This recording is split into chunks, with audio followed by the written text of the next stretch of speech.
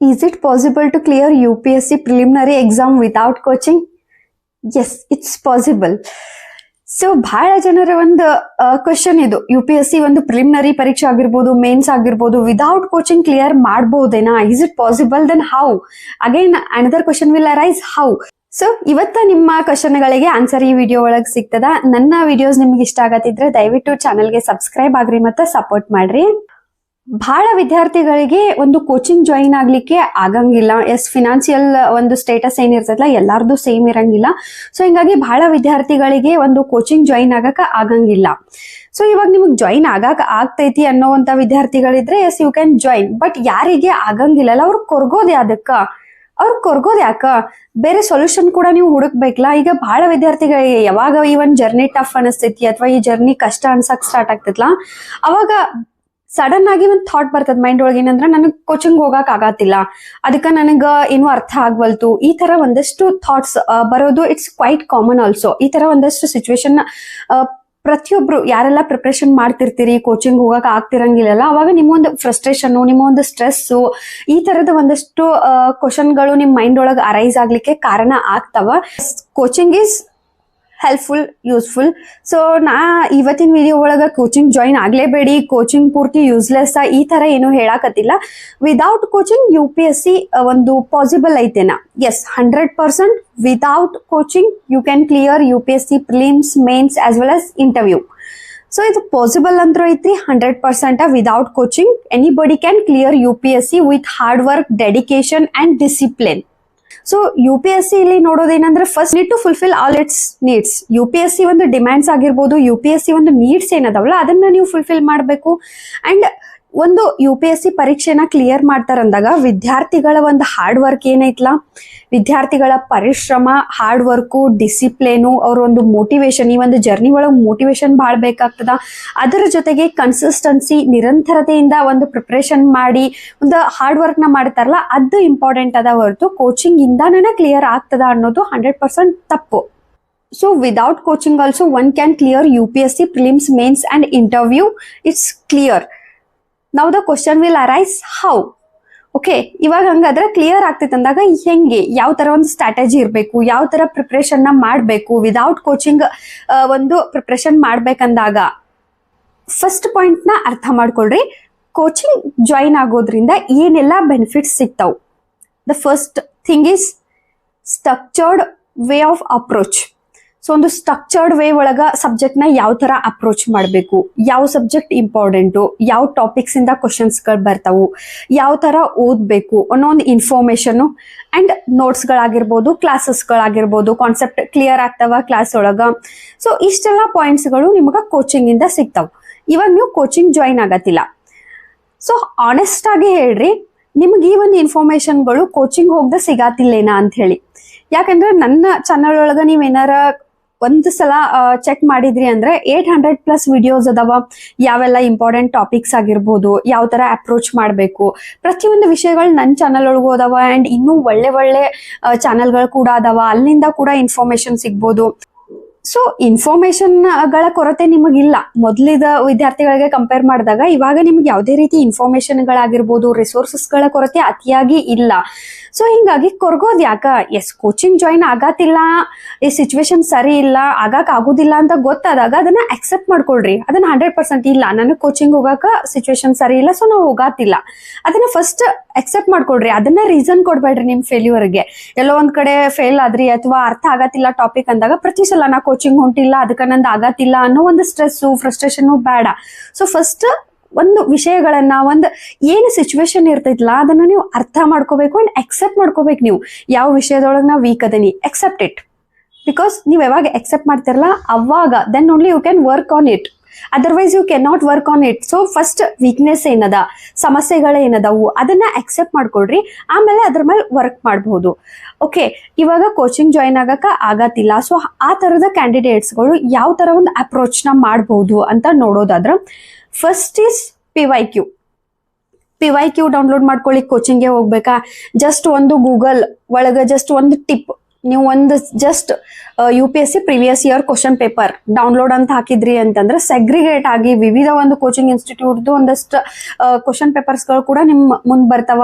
So download ಮಾಡ್ಕೊಳ್ರಿ, ಅದರದೊಂದು importance ನ ತಗೊಳ್ರಿ. ಎಸ್, ಬಹಳಷ್ಟು ಕೋಚಿಂಗ್ ಇನ್ಸ್ಟಿಟ್ಯೂಟ್ ಗಳು ಹೆಂಗದಾವ ಅಂದ್ರ ಅವ್ರ ಒಂದಷ್ಟು ಫ್ರೀ ನೋಟ್ಸ್ ಆಗಿರ್ಬೋದು, ಮಂತ್ಲಿ ಕಂಪೈಲೇಷನ್ ಗಳಾಗಿರ್ಬೋದು, ಟಾಪರ್ಸ್ ಆನ್ಸರ್ ಕಾಪೀಸ್ ಆಗಿರ್ಬೋದು, ಎಲ್ಲಾನು ಫ್ರೀ ಆಗೇನ ನಿಮಗ್ ಗೂಗಲ್ ಒಳಗ್ ಅವೈಲೇಬಲ್ ಅದಾವ. ಅದ್ರದ್ದು ಯುಟಿಲೈಸೇಷನ್ ಕೂಡ ತಗೊಳ್ರಿ. So PYQ previous year question paper ನ ಡೌನ್ಲೋಡ್ ಮಾಡ್ಕೊಳ್ರಿ. ಒಂದು ಸ್ವಲ್ಪ ಸಲ ಕ್ವಶನ್ ಪೇಪರ್ ಗಳನ್ನ ನೋಡಿದಾಗ ನಿಮ್ಗೆ ಐಡಿಯಾ ಬರ್ತದ. ಸೊ PYQ ಅನ್ನ ನಮಗ ಸರಿಯಾದ ದಾರಿ ತೋರಿಸ್ತಾವ್. ಲೈಕ್ ಯಾವ ಒಂದು ಕ್ವಶನ್ಸ್ ಗಳು ಯಾವ ತರ ಪ್ಯಾಟರ್ನ್ ಒಳಗೆ ಕ್ವಶನ್ ನ ಕೇಳಲಿಕ್ಕತ್ತದ UPSC, ಯಾವ ಸಬ್ಜೆಕ್ಟ್ ಮೇಲೆ ಎಷ್ಟು ಕ್ವಶನ್ ಬಂದವು, ಸೊ ಯಾವ ಸಬ್ಜೆಕ್ಟ್ ವೇಟೇಜ್ ಎಷ್ಟದ, ಎನ್ವೈರನ್ಮೆಂಟ್ ಮೇಲೆ ವರ್ಷದಿಂದ ವರ್ಷಕ್ಕೆ ಏನೇನ್ ಚೇಂಜಸ್ ಆಗೈತಿ. ಫಸ್ಟ್ ಇಯರ್ ಒಳಗೆ 15 ಕ್ವಶನ್ ಕೇಳ್ಯಾರು, ಆಮೇಲೆ 16 ಕ್ವಶನ್ ಜಂಪ್ ಮಾಡ್ಯಾರು. ಈ ತರ ಪ್ರತಿಯೊಂದು ಅಲ್ಲೇ ಅರ್ಥ ಆಗ್ತದ. ಡಿಫಿಕಲ್ಟಿ ಲೆವೆಲ್ ಆಗಿರ್ಬೋದು ಎಲ್ಲ ತಿಳಿತದ. ಇನ್ನು test series, yes, test series ವಿಷಯ ಒಳಗ ನಾನು ಕಾಂಪ್ರಮೈಸ್ ಆಗಂತ ನಿಮಗೆ ಹೇಳಾಕ ಹೋಗಂಗಿಲ್ಲ. ಅಟ್ ಲೀಸ್ಟ್ ಟೆಸ್ಟ್ ಸಿರೀಸ್ ಆದ್ರೂ ನೀವು ಯಾವ್ದಾರ ಒಳ್ಳೆ ಒಂದು ಕೋಚಿಂಗ್ ಜಾಯಿನ್ ಆಗ್ರಿ ಟೆಸ್ಟ್ ಸಿರೀಸ್ಗೆ. ಇಲ್ಲ ಅದು ನನಗೆ ಪಾಸಿಬಲ್ ಆಗತ್ತಿಲ್ಲ ಅನ್ನೋರು 500, 600 ಈ ತರ ಅಷ್ಟ ಪೇ ಮಾಡಿದಾಗೂ ಕೂಡ ನಿಮಗ ಟೆಸ್ಟ್ ಸಿರೀಸ್ PDF ಗಳನ್ನ ಸಿಗ್ತಾವ. ಅದನ್ನ ಆರ್ಡರ್ ಮಾಡ್ಕೊಳ್ರಿ. ಒಳಗನೆ ಒಂದು ಎನ್ವೈರನ್ಮೆಂಟ್ ನ ಕ್ರಿಯೇಟ್ ಮಾಡ್ಕೊಂಡು ಎಕ್ಸಾಕ್ಟ್ಲಿ ಅಷ್ಟೇ ಟೈಮ್ ಒಳಗ 2 ಅವರ್ಸ್ ಒಳಗನ ಆ ಒಂದು ಕ್ವಶನ್ ಪೇಪರ್ ನ ಸಾಲ್ವ್ ಮಾಡ್ರಿ. ಅಂಡ್ ಟೆಸ್ಟ್ ಸಿರೀಸ್ ಎಸ್ 500-600 ರೂಪಾಯಿ ಕೂಡ ನಿಮಗೆ 10-12 ಟೆಸ್ಟ್ ಸಿರೀಸ್ ಇವಾಗ ಸಿಗ್ತಾವ. ಸೇಮ್ ಕ್ವಶನ್ ಪೇಪರ್ ಇರ್ತದ, ಅದ್ರ ಜೊತೆ ಒಂದು OMR ಶೀಟ್ ಇರ್ತದ ಅಂಡ್ ಆನ್ಸರ್ ಕಾಪಿ ಕೂಡ ಇರ್ತದ. ಸೊ ಹಿಂಗಾಗಿ ಆ ತರ ಆದ್ರೂ ನೀವು ಟೆಸ್ಟ್ ಸಿರೀಸ್ ನ ಜಾಯಿನ್ ಆಗ್ರಿ. ಬಟ್ ಟೆಸ್ಟ್ ಸಿರೀಸ್ ಒಳಗ ಕಾಂಪ್ರಮೈಸ್ ಆಗ್ಬೇಡ್ರಿ. ಸಿಲೆಬಸ್ ಕಾಪಿನ ಡೌನ್ಲೋಡ್ ಮಾಡ್ಕೊಡ್ರಿ. ಕಮ್ಮಿ ಅಂದ್ರೆ ಒಂದು 10-15 ಸಲ ಓದ್ರಿ. ಪ್ರಿಪರೇಷನ್ಗೂ ಮುಂಚೆನೆ 10-15 ಸಲ ಓದ್ರಿ. ಅಥವಾ ಪ್ರತಿದಿನ ಒಂದು ಸಲ UPSC ಸಿಲೆಬಸ್ ಮೇಲೆ ಕಣ್ಣು ಹಾಕ್ರಿ. ಏನೆಲ್ಲ ಇಂಪಾರ್ಟೆಂಟ್ ಕೀವರ್ಡ್ಸ್ ಕೊಟ್ಟಾರು, ಯಾವೆಲ್ಲ ಟಾಪಿಕ್ ಗಳು ಇಂಪಾರ್ಟೆಂಟ್ ಅದಾವು ನಿಮಗ್ ಗೊತ್ತಾಗೋದನ್ನ ಅಲ್ಲೇನ. ಯಾವಾಗ ನೀವು ಸಿಲೆಬಸ್ ನ 100% ನಿಮಗ್ ಗೊತ್ತಿರ್ತೈತಿ, ಬಾಹ್ಯಾಟ್ ಆಗಿರ್ತೈತಿ ಅಂದಾಗ ರೆಫರೆನ್ಸ್ ಪುಸ್ತಕನ ಇರ್ಲಿ ಅಥವಾ ನ್ಯೂಸ್ ಪೇಪರ್ ಇರ್ಲಿ ಅಥವಾ ಟಿವಿ ಒಳಗೆ ಏನೋ ನ್ಯೂಸ್ ನೋಡ್ತಿರ್ತೀರಿ ಅಥವಾ ಫೋನ್ ಒಳಗೆ ಏನೋ ಸ್ಕ್ರಾಲ್ ಮಾಡ್ತಾ ಒಂದು ನ್ಯೂಸ್ ಆರ್ಟಿಕಲ್ ಬರ್ತದ, ಅವಾಗ ನಿಮ್ಗೆ ಐಡಿಯಾ ಬರ್ತದ ಎಸ್ ಇದು ಇಂಪಾರ್ಟೆಂಟ್ ಅದ, ಇದು UPSC ಗೆ ಇಂಪಾರ್ಟೆಂಟ್. ಸೊ ಇದ್ರ ಮೇಲೆ ಸ್ಟ್ರೆಸ್ ಕೊಡ್ಬೇಕು, ಇದ್ರ ಮೇಲೆ ನೋಟ್ಸ್ ಮಾಡ್ಕೋಬೇಕು, ಆ ಐಡಿಯಾ ಬರ್ತದ. ಸೊ ಸಿಲೆಬಸ್ ನ 100% ಅರ್ಥ ಮಾಡ್ಕೊಂಡ್ ಕಸ ಬಯಾಟ್ ಮಾಡ್ಕೊಡ್ರಿ. ಇನ್ನು ಬರೋದು ಪುಸ್ತಕಗಳು, ಒಳ್ಳೆಯ ಒಂದು ರಿಸೋರ್ಸಸ್. ಇಂಗ್ಲಿಷ್ ಮಾಧ್ಯಮದೊಳಗೆ ಬರೀತೀರಾ, ಅಲ್ಲೂ ಕೂಡ ಒಂದು ಬೆಸ್ಟ್ ರಿಸೋರ್ಸಸ್ ಒಂದು ಲಿಸ್ಟ್ ನ ರೆಡಿ ಮಾಡ್ಕೊಂಡ್ ಕಸ ಪರ್ಚೇಸ್ ಮಾಡ್ಕೊಡ್ರಿ. ಕನ್ನಡ ಮಾಧ್ಯಮದೊಳಗೆ ಪ್ರಿಪೇರ್ ಆಗ್ತೀರಾ, ಅಲ್ಲೂ ಕೂಡ ನಿಮಗೆ ಪುಸ್ತಕಗಳ ಯಾವುದೇ ಕೊರತೆ ಇಲ್ಲ. ಅಂಡ್ ಆಲ್ರೆಡಿ ನಾನು ಕನ್ನಡ ಮಾಧ್ಯಮ ವಿದ್ಯಾರ್ಥಿಗಳ ಒಂದು ಸ್ಟ್ರಾಟಜಿ ಯಾವ ತರ ಇರ್ಬೇಕಂತ ವಿಡಿಯೋ ಮಾಡೇನಿ, ಚೆಕ್ ಮಾಡ್ಕೊಳ್ರಿ. And most important thing is discipline. Yes, discipline ಇಲ್ದ ಏನೂ ಪಾಸಿಬಲ್ ಇಲ್ಲ, ಯಾರಿಗೂ ಪಾಸಿಬಲ್ ಇಲ್ಲ. ಇವನ್ ನೀವು ಕೋಚಿಂಗ್ ಹೋಗ್ರಿ, ಇಂಗ್ಲಿಷ್ ಮಾಧ್ಯಮದೊಳಗೆ ಇರ್ರಿ, IIT ಟಾಪರ್ ಇರ್ಲಿ, ಯಾರೇ ಇರ್ಲಿ, ಡಿಸಿಪ್ಲಿನ್ ಇಲ್ದಂತ್ರು ಯಾರಿಂದ ಏನೂ ಪಾಸಿಬಲ್ ಇಲ್ಲ. ಯಾಕಂದ್ರೆ ಡಿಸಿಪ್ಲಿನ್ ವೇ ಒಳಗ ನೀವು ಓದಿದ್ರ ಮಾತ್ರ UPSC ಒಂದು ವಾಸ್ಟ್ ಸಿಲೆಬಸ್ ಕ್ಲಿಯರ್ ಆಗ್ತದ, ಕವರ್ ಆಗ್ತದ. ಯಾಕಂದ್ರೆ ಓದೋದು ಬಹಳ ಅದ, ಪ್ರಿಲಿಮ್ಸ್ ಅದ ಅಂಡ್ CSAT ಐತಿ, ಆನ್ಸರ್ ರೈಟಿಂಗ್ ಮಾಡ್ಬೇಕು, ಎಸ್ಸೆ ಅದ, ಎಥಿಕ್ಸ್ ಅದ, ಎಥಿಕ್ಸ್ ಒಳಗ್ ಡಿಸಿಷನ್ ಮೇಕಿಂಗ್ ಮಾಡಿದ್ರ ಎಸ್ಸೆನೂ ಬರಿಬೇಕಾಗ್ತದ. ಪ್ಯಾಟರ್ನ್ಗಳು ಬೇರೆ ಬೇರೆ ಆಗ್ತಾವ. ಅಲ್ಲೇನ ಎಸ್ಸೆದೊಂದು ಪ್ಯಾಟರ್ನ್ ಬೇರೆ ಇರ್ತದ, GS 1, 2, 3, 4 ಪೇಪರ್ಗಳ ಬೇರೆ ಇರ್ತಾವ. ಅಗೇನ್ ಇಂಟರ್ವ್ಯೂ ರೆಡಿ ಆಗ್ಬೇಕು, ಪರ್ಫೆಕ್ಟ್ ಆಗಿ ರೆಡಿ ಆಗ್ಬೇಕಂದಾಗ discipline is important. Next is clarity.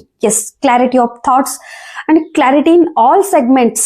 ಎಲ್ಲ ಒಂದು ವಿಷಯದೊಳಗ, ಎಲ್ಲ ಒಂದು ಮ್ಯಾಟರ್ ಒಳಗ, ಎಲ್ಲ ಕಡೆಯಿಂದ ನಿಮ್ಗ ಕ್ಲಾರಿಟಿ ಇರಬೇಕು. ಫಸ್ಟ್ ನಿಮ್ಮ ಗೋಲ್ ಬಗ್ಗೆ ಕ್ಲಾರಿಟಿ ಇರಬೇಕು, ಫಸ್ಟ್ ನಿಮ್ ಸ್ಟ್ರಾಟಜಿ ಬಗ್ಗೆ ಕ್ಲಾರಿಟಿ ಇರಬೇಕು, ನಿಮ್ಮ ಬಗ್ಗೆ ನಿಮಗೆ ಕ್ಲಾರಿಟಿ ಇರಬೇಕು. ಅಂಡ್ ಯಾವ ಟಾಪಿಕ್ ಎಷ್ಟು ಮಾರ್ಕ್ಸ್ ಬರ್ತದ, ಯಾವ ಟಾಪಿಕ್ ನ ಓದ್ಲಿ, ಯಾವ ಟೈಮ್ ಟೇಬಲ್ ನ ಫಾಲೋ ಮಾಡ್ಲಿ, ಪ್ರತಿಯೊಂದು ವಿಷಯ ಬಗ್ಗೆ ನಿಮ್ಗ ಕ್ಲಾರಿಟಿ ಇರ್ಬೇಕಾಗ್ತದ. ಕನ್ಫ್ಯೂಷನ್ ಇದ್ದಲ್ಲಿ ಸಕ್ಸಸ್ ರೇಷಿಯೋ ಏನೈತ್ಲ ಕಡಿಮೆ ಆಗ್ತದ. ಎಸ್, ಕನ್ಫ್ಯೂಷನ್ ಎಲ್ಲಿರ್ತದ, ಗೊಂದಲಗಳು ಎಲ್ಲಿರ್ತಾವ, ಅಲ್ಲಿ ಒಂದು ಸಕ್ಸಸ್ ರೇಟ್ ಏನಿರ್ತದಲ್ಲ ಅದು ಡಿಕ್ರೀಸ್ ಆಗ್ತಾ ಬರ್ತದ. ಸೊ ಯಾವುದೇ ಕಾರಣಕ್ಕೂ ಗೊಂದಲದ ಅವಶ್ಯಕತೆ ಇಲ್ಲ. ಏನೇ ಡೌಟ್ಸ್ ಯಾವುದೇ ಸ್ಟೇಜ್ ಒಳಗೆ ನಿಮಗೆ ಅರೈಸ್ ಆಗ್ಲಿ, ಅದನ್ನ ಕ್ಲಿಯರ್ ಮಾಡ್ಕೊಳ್ಳೋದ್ಲೆ ಮುಂದೆ ಹೋಗ್ಬೇಡ್ರಿ. ಅದು ಒಂದು ವಿಷಯನ ಅರ್ಥ ಮಾಡ್ಕೊಳ್ಳೋದಾಗಿರ್ಬೋದು, ಒಂದು ಟಾಪಿಕ್ ಕ್ಲಿಯರ್ ಆಗತ್ತಿಲ್ವಾ, ಅದನ್ನ NCERT ಲೆವೆಲ್ ಒಳಗೆ ಕನ್ಫ್ಯೂಷನ್ ಆಗತ್ತಿದ್ರು ಅದನ್ನ ಕ್ಲಿಯರ್ ಮಾಡ್ಕೊಂಡ ಮುಂದೆ ಹೋಗ್ರಿ. ಇನ್ನು ಏನೇ ಡೌಟ್ಸು, ಒಂದು ಪ್ರಿಪ್ರೇಷನ್ ರಿಲೇಟೆಡ್ ಆಗಿರ್ಬೋದು, ಈ ಜರ್ನಿ ರಿಲೇಟೆಡ್ ಆಗಿರ್ಬೋದು, ಏನ ಡೌಟ್ಸ್ ಇತ್ತಂದ್ರು ಕ್ಲಿಯರ್ ಮಾಡ್ಕೊಂಡು ಮುಂದೆ ಹೋಗ್ರಿ. Self study strategy, yes, very important. ಒಂದು ಸ್ಟ್ರಾಟಜಿ ನಿಮಗೆ ಬೇಕಾಗ್ತದ. ಸೊ ಸೆಲ್ಫ್ ಸ್ಟಡಿ ಒಂದು ಸೆಲ್ಫ್ ಸ್ಟಡಿ ಮಾಡತಿದ್ರಿ ಅಂದಾಗ ಬಹಳ ಮೋಟಿವೇಶನ್ ಅದ ಅವಶ್ಯಕತೆ ಅದ. ಎಸ್, ಮೋಟಿವೇಶನ್ ಬಹಳ ಸಲ ಡೌನ್ ಆಗ್ತಿರ್ತದ. ಅಂತ ಟೈಮ್ ಒಳಗ ಮೋಟಿವೇಶನ್ ಬೇಕಾಗ್ತದ ಅಂಡ್ ಒಳ್ಳೆ ಒಂದು ಸ್ಟ್ರಾಟಜಿ ಬೇಕಾಗ್ತದ. ಆ ಒಂದು ಸ್ಟ್ರಾಟಜಿನ ಯಾವ ತರ ರೆಡಿ ಮಾಡ್ಕೊಳ್ಳೋದು. ಸೊ ನನ್ನ ಚಾನಲ್ ಒಳಗೂ ಬಹಳಷ್ಟು ಸ್ಟ್ರಾಟಜಿನ ನಾ ಆಗಾಗ ಶೇರ್ ಮಾಡ್ತಿರ್ತೀನಿ, ಅಥವಾ ಬೇರೆ ಕಡೆನೂ ಚೆಕ್ ಮಾಡ್ಕೊಳ್ರಿ. ಒಂದು 2-3 ಸ್ಟ್ರಾಟಜಿನ ವಿಡಿಯೋಗಳನ್ನ ನೋಡ್ರಿ, ಅಥವಾ ಗೂಗಲ್ ಸರ್ಚ್ ಮಾಡ್ಕೊಳ್ರಿ, ಅಥವಾ ಟಾಪರ್ಸ್ ದನ್ನ ತಗೊಳ್ರಿ. ಅದನ್ನೆಲ್ಲ ತಗೊಂಡು ನೋಡಿ ಅರ್ಥ ಮಾಡ್ಕೊಂಡು ನಿಮ್ಮದೇ ಆದಂತ own which will suits you. ಯಾಕಂದ್ರ ಬೇರೆದವ್ರ ಸ್ಟ್ರಾಟಜಿ ಅವ್ರಿಗೆ ಸೂಟ್ ಆಗ್ತದ, ಸೊ ನಿಮಗ್ ಸೂಟ್ ಆಗ್ಬೇಕಲ್ಲ. ಆ ತರ ಒಂದು ನಿಮಗ್ ಸೂಟ್ ಆಗುವಂತ ಒಂದು ಸ್ಟ್ರಾಟಜಿ ಆಗಿರ್ಬೋದು, ನಿಮಗ್ ಸೂಟ್ ಆಗುವಂತ ಒಂದು ಟೈಮ್ ಟೇಬಲ್ ನ ರೆಡಿ ಮಾಡ್ಕೊಂಡ ಅದನ್ನ ಕನ್ಸಿಸ್ಟೆನ್ಸಿಯಿಂದ ಫಾಲೋ ಮಾಡ್ಬೇಕು. That is also very much important. Okay, ಬರೀ ನಾನು ಒಂದು ಸ್ಟ್ರಾಟಜಿನೂ ರೆಡಿ ಮಾಡ್ತೀನಿ, ಒಂದು ಗೋಲ್ನು ಸೆಟ್ ಮಾಡ್ತೀನಿ, ಪುಸ್ತಕಗಳನ್ನು ತಗೊಂಡ್ ಬಂದ್ ಇಟ್ಕೋತೀನಿ, ದೆನ್ ಓದ್ಲೇ ಇಲ್ಲ ಕನ್ಸಿಸ್ಟೆನ್ಸಿಯಿಂದ ಅಂದಾಗ ಅದಕ್ಕೆ ಅರ್ಥ ಇರುವುದಿಲ್ಲ. ರಿವಿಷನ್, ಇವತ್ತು ಯಾವೆಲ್ಲ ನಾ ಕೀವರ್ಡ್ಸ್ ನ ಹೇಳತ್ತೇನಲ್ಲ, ಇವೆಲ್ಲ ಬಹಳ ಇಂಪಾರ್ಟೆಂಟ್ ಅದಾವ ನಿಮ್ಮ ಒಂದು ಸಕ್ಸಸ್ಸಿಗೆ. ಡಿಸಿಪ್ಲಿನ್ ಆಗಿರ್ಬೋದು, ಕನ್ಸಿಸ್ಟೆನ್ಸಿ ಆಗಿರ್ಬೋದು, ಕ್ಲಾರಿಟಿ ಆಫ್ ಥಾಟ್ಸ್ ಆಗಿರ್ಬೋದು, ಅಂಡ್ ರಿವಿಷನ್ ಮಾಡ್ಲಿಲ್ಲ ಅಂತಂದ್ರೆ ನಿಮಗೆ ಏನು ನೆನ್ಪುಳಿಯಕ್ ಸಾಧ್ಯನೇ ಇಲ್ಲ. ಇದು ಕಂಪ್ಯೂಟರ್ ಅಲ್ಲ, ಒಂದ್ಸಲ ಕಾಪಿ ಮಾಡಿದ್ವಿ, ನೆಕ್ಸ್ಟ್ ಅದನ್ನ ಪೇಸ್ಟ್ ಕೊಟ್ಟ ತಕ್ಷಣ ಅದ್ ಬಂದ ಪೇಸ್ಟ್ ಆಗ್ತದ ಅನ್ಲಿಕ್ಕೆ we are not machines. Okay, ಪ್ರತಿಯೊಬ್ರು ನಾವು ಮರಿತಿರ್ತೀವಿ. ಕೆಲವು ಒಂದು 15 ದಿನ ಆದ ತಕ್ಷಣ ಒಂದಷ್ಟು ಟಾಪಿಕ್ ಗಳನ್ನ ಮರಿತಿರ್ತೀವಿ. ಅಂಡ್ ಕೆಲವು ಸಬ್ಜೆಕ್ಟ್ ಮೇಲೆ ನಮಗೆ ಇಂಟ್ರೆಸ್ಟ್ ಇರಂಗಿಲ್ಲ, ಆದ್ರೂ ಫೋರ್ಸ್ ಇಂದ ಓದಿರ್ತೀವಿ, ಆ ಟಾಪಿಕ್ಸ್ ನಮಗ್ ನೆನ್ಪಿರಂಗಿಲ್ಲ. ಕೆಲವೊಮ್ಮೆ ತರ ಕನ್ಫ್ಯೂಷನ್ ಗಳು ಆಗ್ತಿರ್ತಾವ. ಸೊ ಇದೆಲ್ಲ ಆಗ್ಬಾರ್ದು. ಓದಿದ್ 100% ಆಗಿ ನಿಮ್ಗೆ ನೆನಪು ಉಳಿಬೇಕು ಅಂದಾಗ ರಿವಿಷನ್ ಬೇಕು. ಯಾಕಂದ್ರ UPSC ಜರ್ನಿಗೆ 1 ಇಯರ್ದ ಒಂದು ಪ್ರಿಪ್ರೇಷನ್ ಬೇಕು. ಸೊ ಇವಾಗ ನೀವು ನೆಕ್ಸ್ಟ್ ಇಯರ್ 2027 ಓದೋರು ಇವಾಗ ಏನಾರ ಪ್ರಿಪ್ರೇಷನ್ ಸ್ಟಾರ್ಟ್ ಮಾಡೇರಿ ಅಂದಾಗ ಇವಾಗ 3 ಮಂತ್ಸ್ ಒಳಗೆ NCERTs ಮುಗಿಸ್ತೇರಿ.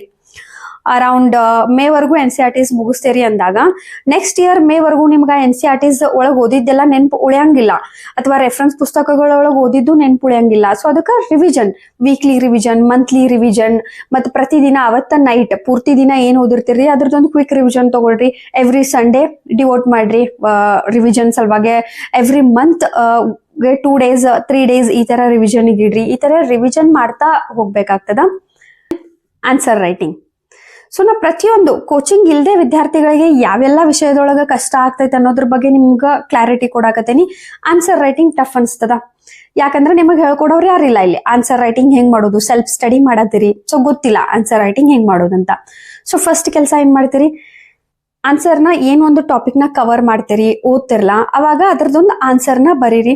ಇವಾಗ ನೀವು ಇನ್ಸೈಟ್ ಆನ್ ಇಂಡಿಯಾ ಆಗಿರ್ಬೋದು, ವಿಸನ್ ಒಂದಷ್ಟು ಮಂತ್ಲಿ ಕಂಪೈಲೇಷನ್ ಕರೆಂಟ್ ಅಫೇರ್ಸ್ ಓದಿದ್ರ ಅದ್ರ ಪ್ರತಿಯೊಂದ್ರ ಕೆಳಗೆ ಒಂದು ಕ್ವಶನ್ಗಳು ಇರ್ತಾವ. ಅದೇ ಕ್ವಶನ್ ನ ತಗೊಳ್ರಿ.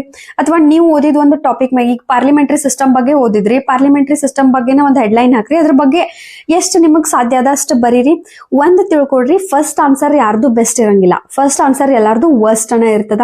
ಸೊ ಇಲ್ಲಿ ಯಾರು ಪರ್ಫೆಕ್ಟ್ ಇರಂಗಿಲ್ಲ, ಎಲ್ಲಾರು 0 ಇಂದ ಹೀರೋ ಆಗಿರ್ತಾರೆ. ಎಲ್ಲರೂ ಫಸ್ಟ್ ಸ್ಟೆಪ್ ಹತ್ತಿದಾಗನ ಇಂಟರ್ವ್ಯೂ ಒಂದು ಲೆವೆಲ್ ವರ್ಗೂ ಹೋಗಿರ್ತಾರ. ಸೊ ಅದನ್ನ ಅರ್ಥ ಮಾಡ್ಕೊಳ್ರಿ. ದೆನ್ ಫಸ್ಟ್ ಆನ್ಸರ್ ಬರೀರಿ. ದೆನ್ ಆನ್ಲೈನ್ ಒಳಗ ಟಾಪರ್ಸ್ ಆನ್ಸರ್ ಕಾಪೀಸ್ ಸಿಗ್ತಾವ ನಿಮಗ. ಅವ್ರ ಟೆಸ್ಟ್ ಸೀರೀಸ್, ಮಾಕ್ ಟೆಸ್ಟ್ ಏನ್ ಜಾಯಿನ್ ಆಗಿರ್ತಾರಲ್ಲ ಅದ್ರ ಕಾಪೀಸ್ ಎಲ್ಲ ನಿಮಗ ಆನ್ಲೈನ್ ಒಳಗ್ ಸಿಗ್ತಾವ. ಅದನ್ನ ಡೌನ್ಲೋಡ್ ಮಾಡ್ಕೊಳ್ರಿ. ನಿಮ್ ಆನ್ಸರ್ನ ಬರೀರಿ. ಅದೇ ಕ್ವಶನ್ ತಗೊಳ್ರಿ, ಸೇಮ್ ಕ್ವಶನ್ ತಗೊಳ್ರಿ, ಅದಕ್ಕೆ ನಿಮ್ಮ ಒಂದು ಆನ್ಸರ್ನ ಬರೀರಿ. ನಿಮ್ಮ ಆನ್ಸರ್ನ ಓದ್ರಿ ಅಂಡ್ ಆ ಆನ್ಸರ್ಗೆ ಕಂಪೇರ್ ಮಾಡ್ಕೊಳ್ರಿ, ಐಡಿಯಾ ಬರ್ತದ. ಸೊ ಏನದ ಟಾಪರ್ ಆನ್ಸರ್ಗೆ ನನ್ನ ಆನ್ಸರ್ಗೆ ಒಂದಷ್ಟು ಚೇಂಜಸ್ ಅದಾವು.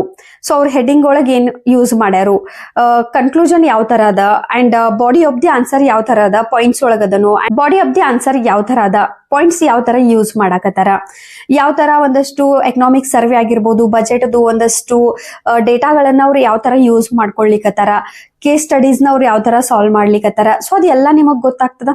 ಸೊ ಆನ್ಸರ್ ರೈಟಿಂಗ್ ಈ ತರ ಕ್ಲಿಯರ್ ಮಾಡ್ಕೊಳ್ರಿ. ಸೊ ಇವಾಗ ನಿಮ್ಗೊಂದು ಸೆಲ್ಫ್ ಸ್ಟ್ರಾಟಜಿ ಆಗಿರ್ಬೋದು, ಪುಸ್ತಕ ಆಗಿರ್ಬೋದು, ಮೋಟಿವೇಶನ್ ಬಗ್ಗೆ ನಾವು ಮಾತಾಡಿದ್ವಿ. ಈಗ ನೆಕ್ಸ್ಟ್ ಆನ್ಸರ್ ರೈಟಿಂಗ್ ಬಗ್ಗೆ ಕೂಡ ಆಯ್ತು, ರಿವಿಷನ್ ಬಗ್ಗೆ ಆಯ್ತು. ಇವಾಗ ಇನ್ನೊಂದು ಕ್ವಶನ್ ಏನ್ ರೈಸ್ ಆಗ್ತೈತಿ ಅಂದ್ರ ಸಿಸೆಟ್. ಎಸ್, ಬಹಳ ವಿದ್ಯಾರ್ಥಿಗಳಿಗೆ ಸಿಸೆಟ್ ಒಂಥರ ಕಬ್ಬಿಣದ ಕಡಲೆ ಇದ್ದಂಗಿದ. ಸೊ ಈ ಸಿಸೆಟ್ ನ ಯಾವ ತರ ಟ್ಯಾಕಲ್ ಮಾಡ್ಬೇಕು, ಯಾವ ತರ ಇದ್ರದ್ದೊಂದು ಸ್ಟ್ರಾಟಜಿ ಫಾಲೋ ಮಾಡ್ಬೇಕಂದ್ರ, first point English comprehension, reasoning, aptitude 3 part ಅದ. ಸಿಸೆಟ್ ಒಳಗ 3 ಟಾಪಿಕ್ ಮೇಲೆ 3 ವಿಷಯಗಳ ಮೇಲೆ ಕ್ವಶನ್ಸ್ ಗಳು ಬರ್ತಾವ. ಅಟ್ ಲೀಸ್ಟ್ ಒಂದಾರು ಇದ್ರಾಗ ನಿಮ್ದು ಸ್ಟ್ರಾಂಗ್ ಇರ್ತದ. ರೀಸನಿಂಗ್ ಸ್ಟ್ರಾಂಗ್ ಇರ್ಬೋದು, ಮೇ ಬಿ ಆಪ್ಟಿಟ್ಯೂಡ್ ಕೆಲವ್ರದ್ದು ಇರ್ಬೋದು, ಕೆಲವ್ರದ್ದು ಇಂಗ್ಲಿಷ್ ಇರ್ಬೋದು. ಯಾವ್ದು ನಿಮ್ದು ಸ್ಟ್ರಾಂಗ್ ಐತ್ಲಾ ಅದ್ರ ಮೇಲೆ ಜಾಸ್ತಿ ವರ್ಕ್ ಮಾಡ್ರಿ. ಇನ್ನ ಆಪ್ಟಿಟ್ಯೂಡ್ ಕಷ್ಟ ಆಗತೈತಾ, ಇಂಗ್ಲಿಷ್ ಕಾಂಪ್ರಹೆನ್ಷನ್ ಕಷ್ಟ ಆಗತೈತಿ, ರೀಸನಿಂಗ್ ಕಷ್ಟ ಆಗತೈತಿ ಅನ್ನೋರು ಯೂಟ್ಯೂಬ್ ಒಳಗ ಫ್ರೀ ಕ್ಲಾಸಸ್ ಅದಾವ. ಪ್ರತಿಯೊಂದು ಟಾಪಿಕ್ ವೈಸ್ ಕ್ಲಾಸ್ ನ ನೋಡ್ರಿ. Time and distance, profit and loss, ಒಂದು ಟಾಪಿಕ್ ಮೇಲೆ ವಿಡಿಯೋ ನೋಡ್ರಿ. ಗಳನ್ನ ಹೇಳ್ಕೊಡ್ತಾರ, ಅವರ ಶಾರ್ಟ್ ಕಟ್ಸ್ ನ ಹೇಳ್ಕೊಡ್ತಿರ್ತಾರ. ಅದನ್ನೆಲ್ಲ ಅರ್ಥ ಮಾಡ್ಕೊಂಡ್ ಕಸ ನೀವು ಕ್ವಶನ್ ಗಳನ್ನ ಮನೆಯಲ್ಲಿ ಜಾಸ್ತಿ ಪ್ರಾಕ್ಟೀಸ್ ನ ಮಾಡ್ರಿ. ಮಾಕ್ ಟೆಸ್ಟ್ ನ ಹಚ್ಚ್ರಿ, ಅಥವಾ ಬೇರೆ ಬೇರೆ ಕಡೆಯಿಂದ ಕ್ವಶನ್ಸ್ ಗಳನ್ನ ಕಲೆಕ್ಟ್ ಮಾಡ್ಕೊಂಡ ಸಾಲ್ವ್ ಮಾಡ್ರಿ. ಇದರಿಂದ ಆರಾಮಾಗಿ ನಿಮ್ ಸಿಸ್ಯಾಟ್ ಕೂಡ ಕ್ಲಿಯರ್ ಆಗ್ತದ. ಇನ್ನ ಕಾಂಪ್ರಹೆನ್ಷನ್ ಸಲುವಾಗಿ ನೀವೇನ್ ಪುಸ್ತಕಗಳನ್ನ ಇಂಗ್ಲಿಷ್ ಓದ್ತಿರ್ತೀರಿ, ನ್ಯೂಸ್ ಪೇಪರ್ ಒಂದು ಎವ್ರಿ ಡೇ ಅಂತೂ ನ್ಯೂಸ್ ಪೇಪರ್ ಓದ್ಲೇಬೇಕು. ಆ ನ್ಯೂಸ್ ಪೇಪರ್ ನ ಎವ್ರಿ ಡೇ ಓದಿದ್ರಿ ಅಂತಂದ್ರೆ ನಿಮ್ಮ ಇಂಗ್ಲಿಷ್ ಕಾಂಪ್ರಹೆನ್ಷನ್ ಕೂಡ ಈಸಿಯಾಗಿ ಕ್ಲಿಯರ್ ಆಗ್ತದ. Next is best optional subject ನ ಸೆಲೆಕ್ಟ್ ಮಾಡ್ಕೋಬೇಕಾಗ್ತದ. ಬೆಸ್ಟ್ ಇನ್ ದ ಸೆನ್ಸ್ ಅದು ನಿಮಗ್ ಬೆಸ್ಟ್ ಆಗಿರ್ಬೇಕು, ಬೇರೆ ಎಲ್ಲಾರ್ಗೂ ಅಲ್ಲ. ಇವಾಗ ಒಂದ್ ಸಬ್ಜೆಕ್ಟ್ ಸಕ್ಸಸ್ ರೇಟ್ ಹೆಚ್ಚದ, ಅಥವಾ ಒಂದು ಸಬ್ಜೆಕ್ಟ್ ಮೇಲೆ ಈ ಸಲ ರ್ಯಾಂಕ್ 1 ಬಂದಾರ, ಒಬ್ರು ರ್ಯಾಂಕ್ 2 ಬಂದಾರು. ಸೊ ಅದು ಅವ್ರಿಗೆ ಸೂಟ್ ಆಗ್ತದ. ಸೊ ನಿಮಗೆ ಯಾವ ಸಬ್ಜೆಕ್ಟ್ ಸೂಟ್ ಆಗ್ತದ, ಇಂಟ್ರೆಸ್ಟ್ ಎಲ್ಲದ, ರಿಸೋರ್ಸಸ್ ಎಲ್ಲದ, ಗೈಡ್ಲೈನ್ಸ್ ಎಲ್ಲ ಸಿಗ್ತದ, ಇದನ್ನೆಲ್ಲ ಅರ್ಥ ಮಾಡ್ಕೊಂಡು ಸಮಗ್ರವಾಗಿ ಎಲ್ಲಾ ವಿಧದೊಳಗೂ ನಿಮ್ಮ ಒಂದು ಸ್ಟ್ರಾಟಜಿನ ನೀವು ರೆಡಿ ಮಾಡ್ಕೊಂಡ್ ಕಸ ಆನೆಸ್ಟ್ ಆಗಿ ಹಾರ್ಡ್ ವರ್ಕ್ ಆಗಿ ಕನ್ಸಿಸ್ಟೆನ್ಸಿ ಇಂದ ಪ್ರಿಪರೇಷನ್ ಮಾಡಿದ್ರಿ ಅಂದ್ರೆ without coaching also you can clear UPSC exam. I hope ಈ ವಿಡಿಯೋ ಯೂಸ್ಫುಲ್ ಆಗೈತೆ ಅನ್ಕೋತೀನಿ. ನೆಕ್ಸ್ಟ್ ವಿಡಿಯೋಗೆ ಸಿಗೋಣ. Thank you.